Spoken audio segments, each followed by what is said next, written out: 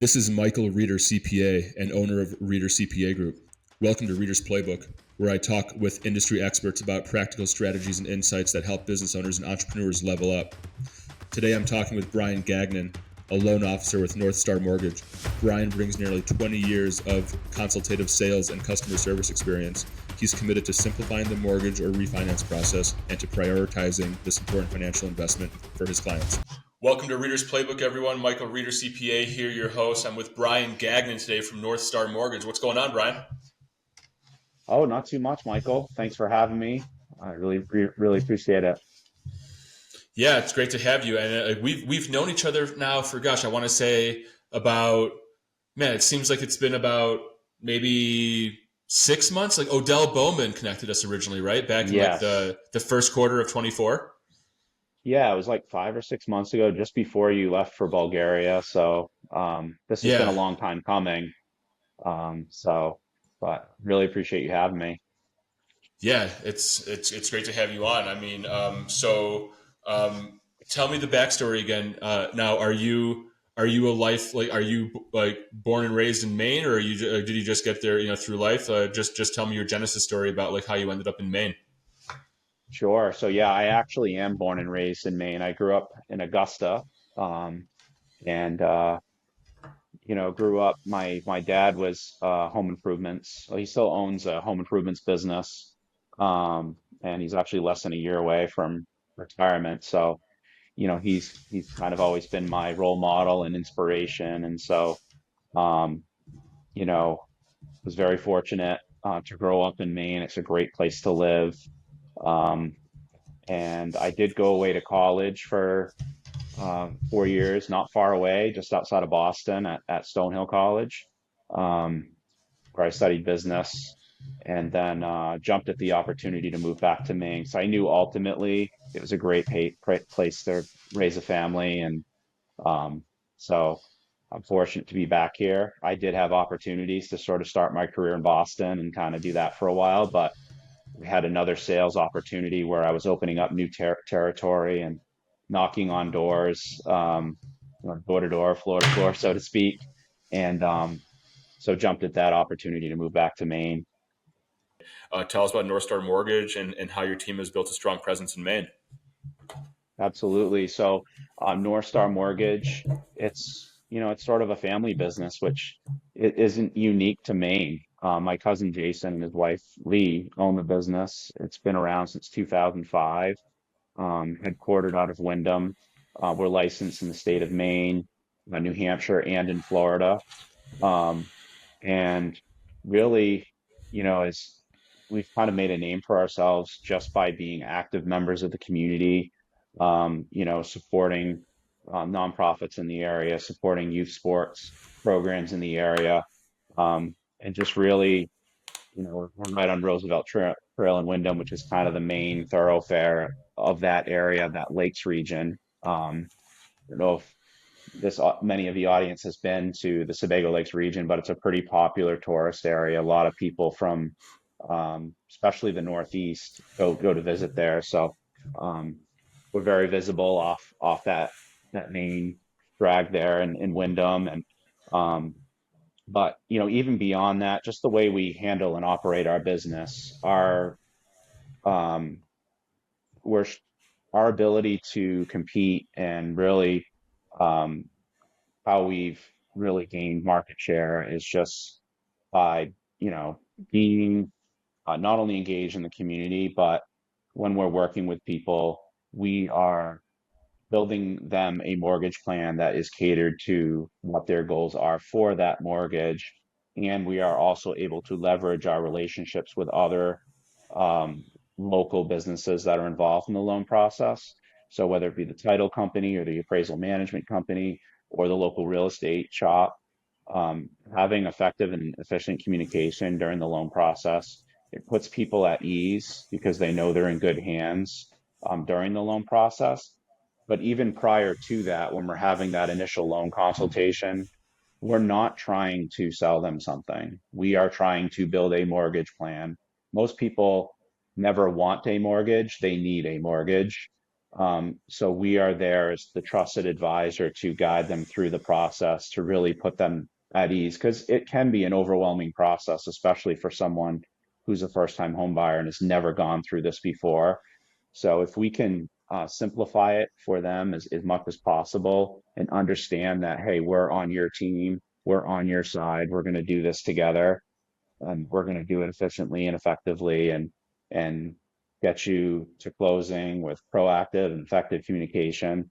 It really does help people put at ease. It puts people at ease and makes them feel better about um, going into for most people feels um, like an unknown process or they kind of feel like they might be going into it blind. I love it, man. That's great stuff. So, like for someone who's new to the home buying process, Brian, whether they're in Maine or anywhere else in the U.S., what are the key things that they should be thinking about before applying for a mortgage? Yeah, really good question. The first thing is really credit. So I think having a good understanding, relatively speaking, of where your credit might be is really valuable. Um, as a placeholder, I would say because there's a lot of consumer-based algorithm uh, credit scoring platforms out there, which they can be off by a fair amount, but at least it gives you somewhat of a target to share with me so that I can help point you in the right direction. I think employment is another huge area. Usually we need consistent 2 years of employment history, and then you know, there's there's certain there's if you're a salaried versus a wage-based employee, there's certain things we need to know and understand to effectively calculate income. But generally speaking, we're looking at 2 years of employment history. So getting a good understanding of that is really critical. And then also related to the credit conversation is having an understanding of what their monthly budget looks like, you know, beyond what they're making for income. How much are they spending monthly on installment loans, so student loans, car loans, versus revolving lines of credit, so credit cards or other loans that might be in their name. Perhaps they may have co-signed for someone on a loan that wouldn't necessarily show up on their credit report. Um, there are resources to access a free credit report, once per year. So sometimes that can kind of give someone a relative base of kind of knowing where they're at. We're also able to do like soft checks of their credit as well. But at the end of the day, though, with the mortgage inquiry, even if we do the hard inquiry, it only affects their score by 0 to 3 points. And a lot of people don't realize that. They think it affects their score to a point where they won't qualify for a mortgage. And so it only affects their score by 0 to 3 points. And not only that, they're entitled to multiple mortgage inquiries within a 30-day period. It only affects their score once. So having that understanding, I think, helps put people at ease. Um, because at the end of the day, by the time we do close that loan, we do recommend going with the hard inquiry, but we are able to do a soft check if preferred, and if they're just kind of in the early stages, so to speak, of house shopping. They know they're not ready now, so that would probably be a good candidate for someone where we would just do a soft check of credit.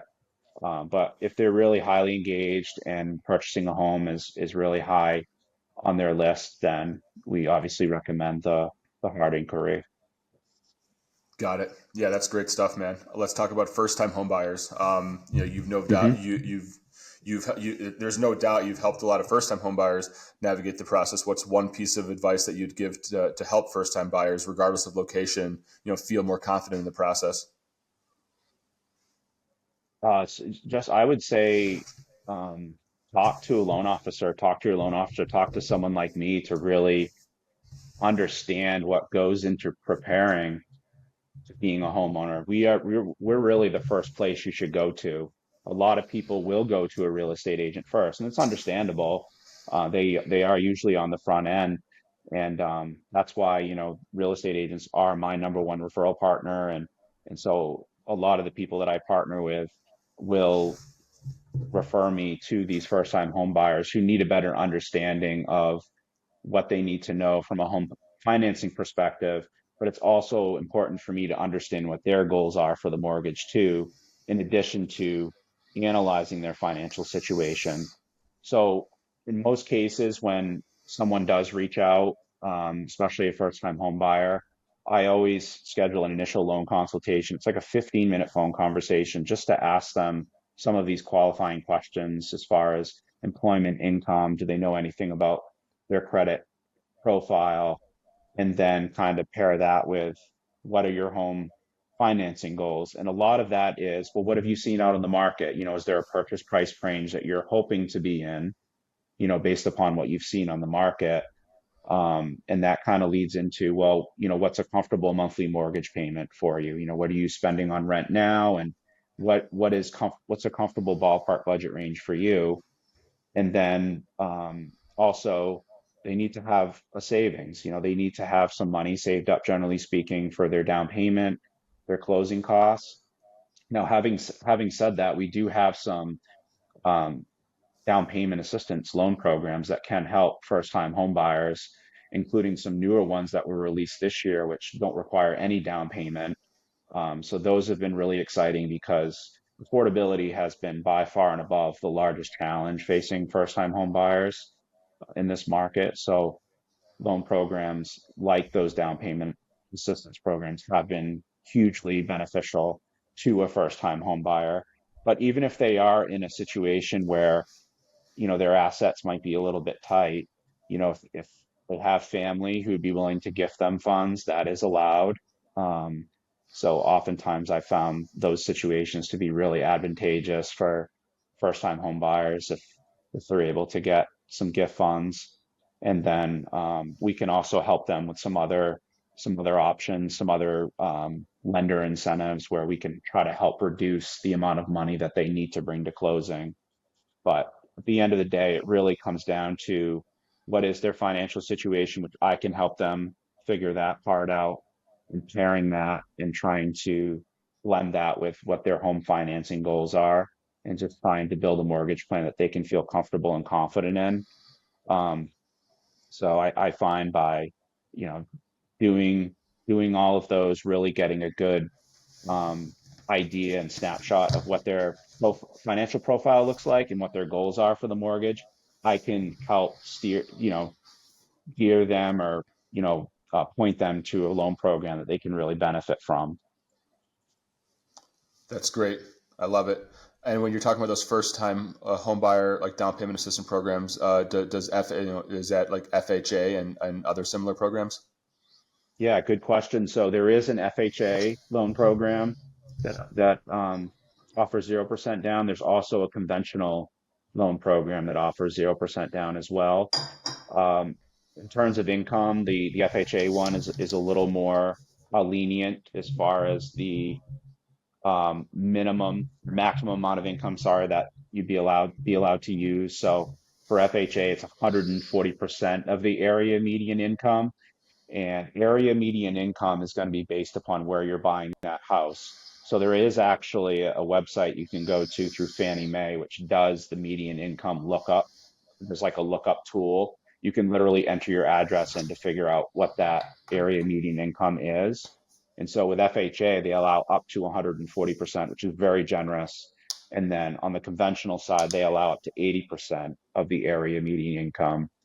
Um, and so the other difference too, the FHA loan program, it is a grant program. So that is another huge benefit. Um, it's not owed back at any point in time, whereas the conventional loan program, it's what's called a quiet second lien. So it's basically another lien that's added to the mortgage, but it does not accrue interest whatsoever. And it only becomes due if when they refinance or go to sell the home. And that loan program, or that down payment assistance program, allows up to $15,000 in down payment assistance, um, which is really generous. The FHA loan program allows up to that minimum 3.5% um, down payment. And I think the biggest drawback to the FHA ones is if you stack these up together, it kind of sounds like, well, the FHA one seems to be more beneficial.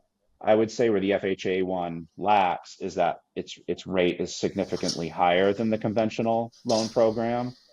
And then from a competitiveness standpoint, these are conversations that I have with a lot of first-time home buyers is what's going to help put you in the most competitive advantage in a scenario where you're competing against another six or seven offers, is an FHA pre-approval going to look more competitive or a conventional one? And, you know, I will tell you, and probably 9.9 realtors out of 10 will tell you that a conventional um, pre-approval is going to be more competitive. So, Got it. there is a place for that FHA loan program as well. Yeah. Got it. Very good stuff, Brian. And you guys do VA loans as well? We do a lot of VA. It's a phenomenal loan program. They have probably the best rates in the industry. Um, and so we really thrive in that area. I find that the lenders we partner with have excellent pricing. Um, so I found we've been a valuable resource for veterans. Um, Obviously, a lot of them will shop with a lender like Veterans United, which is all well and good. Any home buyer should shop for the best rates and fees, but I find um, I love working with veterans. Obviously, I mean, I have family members who served in Vietnam, and obviously both of my grandfathers served in World War II. So um, for me, it's just such a rewarding experience to help a veteran buy a home. It really is. Veterans and first-time home buyers kind of rank up there as my favorite people to help. And But mainly the veterans, right? Because like the first time home buyers can be yeah, like that, those like spoiled little, suburban kids that are brats, right? right, right. Especially if they're getting a big old gift from mom and dad, which, hey, all the credit to them. But Right, exactly. yeah. But yeah, I mean, having to choose between the two, right? I think you and I would both work with the vets for Oh obvious yeah. reasons, and like you're working with vets on the mortgage side. I work with vets as a CPA. I work with vets on like the Hmm. buying a business side. Actually, fun fact Nice. after our podcast, I'm going right into a webinar. I'm presenting to about like 20 or 25 veterans today. I'm going right into a webinar with my veterapreneur family out of Pittsburgh. Shout out to Chris Hale. And we're Awesome. going to just help vets get into business ownership, and so educating them and all that stuff. And so I help out with the entity structure, funding, tax strategy stuff. So yeah, I mean, love That's helping the amazing. vets, man. Yeah, that makes two of us. Absolutely. Um, so okay, so yeah, lots of interesting stuff there with like the FHA and VA and those other Hmm. programs.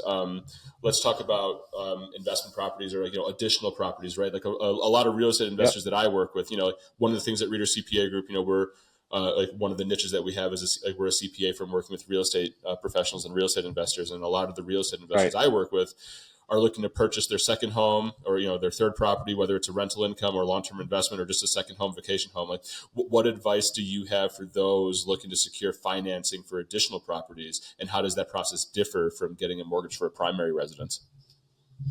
Yeah, excellent question. So there's quite a few options that are available, both on the agency and non-agency side. The agency side, when I say that, means kind of within parameters of Fannie Mae and Freddie Mac's guidelines. Non-agency meaning can kind of work outside of those guidelines, and that's where I find most active real estate investors land. It's called the DSCR loan program or debt service coverage ratio program. So we're just looking at the merits of how much rental income can this property bring in versus what they're paying monthly for that mortgage, including taxes, including the insurance, including any HOAs or um, so so I find that for those types of active investors, that a DSCR loan program often is the answer. The guidelines are more lenient. You can incorporate short-term rental properties, which is great. You can go up to 100% of the market rental value or the lesser of that versus the lease if there is an active lease on the property. Those that income can be used. Um, so I find the guidelines are a little more lenient there. We're not looking at the borrower's income, their personal income for that DSCR loan program versus if we are doing an agency loan through Fannie Mae or Freddie Mac, we are having to review their income, their tax returns, if they're self-employed, even if they're not, if they own other properties, we have to look at their Schedule E and their returns um, to approve them, pre-approve them. So there's a lot of Yeah. flexibility there, up to 4 units. I should mention because with residential lending, I'm a residential loan officer, so I'm able to go up to 4 units, and then beyond that, it becomes commercial lending, which I would refer someone to a commercial loan officer, and I'm sure you have connections to those folks as well, Michael, for those people interested in buying, 5 units or greater. Yeah, absolutely. Yeah, definitely. I'm thinking of, I know there's Doug Jones from Maine Community Bank. I don't know if you know Doug Jones. I know that he I does don't. commercial lending. Yeah, and then Hmm. he's a great guy, and I'm sure that sure there are others I can't think of right now that are. And I'm trying to think of like commercial lenders in the main market, and I'm sure that you know some as well. But yeah, I love all of the man. You're just a wealth of information, Brian. I'm loving it. Let's talk about entrepreneurs and small business owners, right? Because underwriting requirements are different for W-2 versus self-employed. Yeah. Like many of my clients, both in Maine and across the U.S. are small business owners, real estate investors, or Hmm. franchisees, and or a combination of all of the above. Like, how do mortgage requirements differ for entrepreneurs, self-employed compared to traditional W-2 employees? And like, what tips do you have for both business owners trying to get home financing? Yeah, no, that's another excellent question. It's one we run into a lot with business owners and people who are self-employed. The first thing we look at is 2 years of self-employment history. Um, and so we do need that 2 year history. And if they don't have that, it doesn't mean all hope is lost. There are other options if you don't have those 2 years of income history. We have a bank statement loan program where um, it's good for those folks that maybe haven't been self-employed for at least 2 years, or if you're a self-employed business owner who maybe isn't reporting all of their income, which I know cover your ears, Michael, right? But not every business owner or self-employed business owner is reporting all of their income, but we exactly. But we do have a I bank. don't know what you're talking about. Yeah, but we do have a we do have a bank statement loan program where as long as they keep their business banking separate from their personal banking, we're able to look at all of the deposits on their business bank statements, and we're able to use that to qualify them for a mortgage. So that can be a huge benefit to someone in that situation, or to someone who has less than 2 years of self-employment history. But that's Got it. usually the first place we look.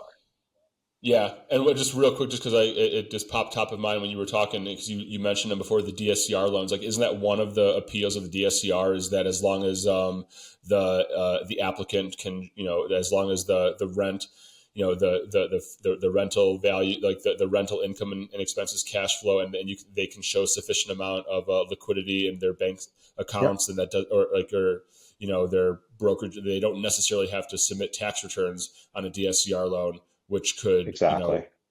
help them in terms of if they're, if there's someone that likes to, write off a bunch of stuff. Absolutely. Yeah, we're mainly looking at, is there an existing lease on the property? Is it unleased versus leased? If it is leased, typically we can use 100%, the lesser of 100% of that rental income, versus the market rent. Whereas if it's an unleased property, then it's usually 75% of the rental income, the lesser of that versus the market rent. Got it. And through that DSCR loan program, there is a specific loan program geared towards short-term rentals where we can use 100% of the rental income over a 12-month average, um, Awesome. to qualify it. Yep. Very informative. Very informative. Man, our audience is going to just eat this for breakfast, lunch, and dinner. Brian, this is great stuff. Let's talk about turnkey loans. Turnkey Hmm. loans are another unique product you offer, with Northstar. Can you explain how these loans work and why someone might want to choose a turnkey loan over a traditional construction loan? Yeah, another great question. You're asking all the great questions. So with turnkey loans, the I'm major I'm a benefit. I'm a professional. Just remember that. Do you run a podcast? Is this something you normally do? Something Um, like that, right? Shout out to yeah, Ben. Shout out to Ben. If it wasn't for Ben, yeah, I'd probably just be picking my nose right now. So, but yeah, yeah, turnkey loans, enlighten us. yeah. So turnkey loans, the biggest benefit is it's less expensive than a construction loan. Construction loans bear a bigger risk for a bank. So maybe I'll kind of back up and kind of explain, construction loan versus turnkey. So, um, a construction loan typically is in the form of what's called, or you might see it in the market advertised as a one-time close construction loan. So basically, the bank will finance the construction of a new home up front before any of the building process begins. So that includes literally paying off the land that's being acquired, and then it's building in a series of draws for the builder. So at each milestone throughout the building process, the builder is cut a check for their progress. The the reason why it's more expensive is there's a little more risk built into it because the loan is being funded ahead of anything being done to the property. Um, so the rates are typically higher, the fees are typically higher, and there's obviously more risk involved. Whereas with a turnkey loan, we're actually financing the property after the house has been completed. So it's kind of almost like a home that you would see on Realtor.com or on Zillow, finished, complete. It might and it's always not necessarily the case where the house is already finished and complete. There are builders who offer packages where they are able to carry the financing through on their own, but they'll offer like various build packages. And so we're able to start the loan process ahead of the building process beginning, but it's actually the builder who's carrying the financing through to the end, and then we are paying off that builder at the end of the build process for what they've done, obviously, after they've finished building the home, and then we turn it into that end mortgage or turnkey loan for the buyer of the property. Awesome. And so Very, the very rates and the helpful. rates and yeah, and so the rates and fees on a turnkey loan are very similar to what you would see on any existing home and on the market, Got it. without all Yeah, that's really the risk built in that you'd get, you know, prior to the process even starting. got it. Yeah, that's really informative because I feel like a lot of turnkey loans are something that are talked about, but not a lot of people. If you were to ask someone on the street, "Hey, what's a turnkey loan?" A lot of people Yep. wouldn't really be able to answer that question. So, thank you for educating the audience, Brian. Let's look Yeah, ahead. and so Yeah, one other thing I'd add to that before you go on to the next topic is, I would talk to multiple contractors, general contractors and builders to see what they are willing to offer because, builders who aren't willing to carry their own financing through, obviously that's going to be a situation where you're going to have to get a construction loan. But, it all depends on what you're looking for too. If you, as a buyer, if you want something that is really, really custom, then maybe you should get a construction loan. Maybe that is the right fit for you. But there are a lot of builders that are building great, great homes that have excellent packages to choose from. And, if ultimately you're looking to, from a financing perspective, maybe get the most bang for your dollar, I would kind of recommend going that route, honestly. But, that's not for everyone. Some people really want it to be very custom, and there's a market for that as well. well, it's a great point. And that's just you're emphasizing the point of just how important it is to talk to your loan officer, right, and just discuss Hmm. all options.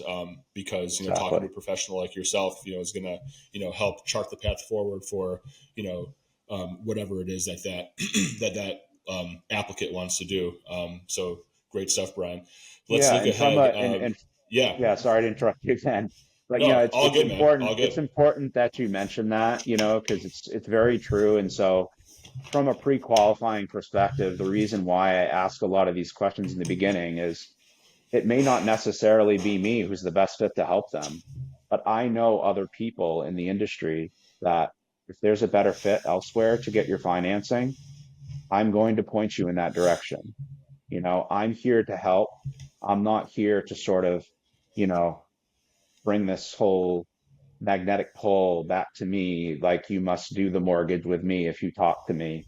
I am asking these questions so that, if I'm the right fit, great, let's work together. But if I'm not the right fit, I'm the first person to put them in touch with the right person that can help them, you know, get the best bang for their dollar. So everyone, Brian is a super humble and nice guy, but I'll address the elephant in the room. If you don't work with him, you're an idiot. Okay. Just kidding, Brian. Of course, I mean your ethics. Hey, like for sure, right? If it's a good fit, great, and if not, then you've got someone else that you can connect them to, and that's awesome. Exactly. Because it's all about helping people at the end of the day. So Brian, Northstar is licensed in Maine, obviously, but also in New Hampshire and Florida, correct? Correct. Yep. Got it. Yep. Got it. Okay. And so if folks want to connect with you, I mean, you've been a wealth of knowledge, brother. So thank you so much for being on today. If folks want You're to connect welcome. with you in Northstar, so grateful. If folks want to connect with you, how would they do so? Yeah, so I would definitely point you to our website, northstarmortgage.net. As far as me personally, I'm Brian at northstarmortgage.net. You can find me on Facebook. I have a Facebook page. I'm happy to happy to connect with anyone who might have an interest in exploring their own home financing, or if you're someone who is in real estate or um, in a field where you're talking with a lot of people who could benefit from a refinance, you could benefit from a purchase. Even if you know people who are looking to sell, I have a wealth of real estate agent referral partners that I'd be happy to introduce you to. Um, and would just be happy to see how I can kind of help navigate the home financing process and help build a mortgage plan that works for them and or for their clients or whoever they may know in their life who's looking for a mortgage. Amazing. Brian Gagnon, Northstar Mortgage. Thank you so much for joining me on Reader's Playbook today. I really appreciate it. Let's roll it back sometime soon. Sounds good, Michael. Thank you so much for having me. Thank you.